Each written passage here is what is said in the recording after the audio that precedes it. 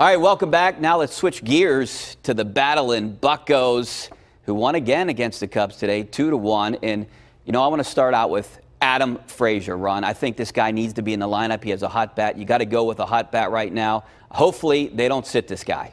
Yeah, it's hard to explain why he hasn't played more. Now, I get it. I've talked to a lot of managers, and they believe sometimes they pigeonhole these guys into utility roles and figure they get a lot out of them because they don't ask too much of them. They don't overexpose them. But this isn't April or May, and the Pirates are struggling to score runs. He's the hottest hitter. I play him until he cools off. I'm not especially a fan of his defensively, but they got to score some runs. I got to get him in there, too. I'm with you. Yeah, I agree with Ron. I mean, Harrison is what it is. They're going to buy him out probably more than likely at the end of the year. He's had a great run here in Pittsburgh, but Adam Frazier should play until he cools off, and he should probably play second base. All right, so that's the answer then, Colin. It's Harrison to the bench? Yeah. I say Harrison to third, maybe. Mix him up into the outfield. Or third. I'll tell you what, Moran has done nothing. Polanco a day off. You can give guys days off. So you put Freeze at first and then sit Bell?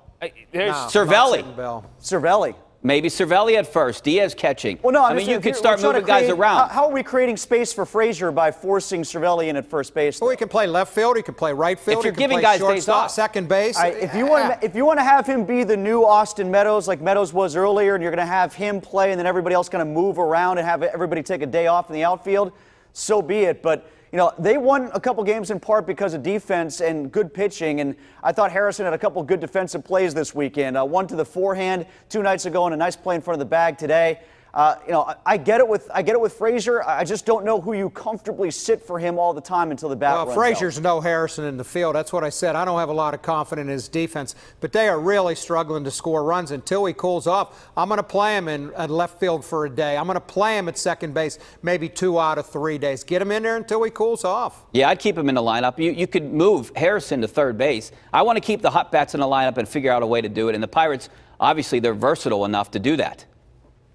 Guys, okay. Yeah, well, they are. And you know what? Moran is. I was laying out for you, Rich. I've seen enough from Moran where I don't need to see much more from him right now. Yeah, move Harrison to third. But honestly, you can move Harrison to third, and Moran needs to sit a little bit. Speaking he of has guys, 8 home runs this year, and he's supposed to provide a lot more power. Speaking of guys not playing, Kevin Newman's up here. I mean, do you play him? You try to get him playing time right now? I mean, there's not a lot of opportunities for these guys like Frazier. Do you play Kevin Newman instead of Danny Hechavarria? Well, I think until another week or so, they still think they're in it. What are they, 5.5 out? I don't know if any of us up here think they're in it, so they're not going to throw the rookie in it when they think they still have a chance to make the playoffs. Another week goes by, they're like this where they are. I think you're going to see a lot of Newman down the road because the other 2 guys, Mercer and Hechavarria, aren't going to be here next year. Well, here's the funny part to me is, you know, they've got him up as basically the last active guy on the roster, right? They're using him in pinch hitting situations, emergency in the field, pinch running situations.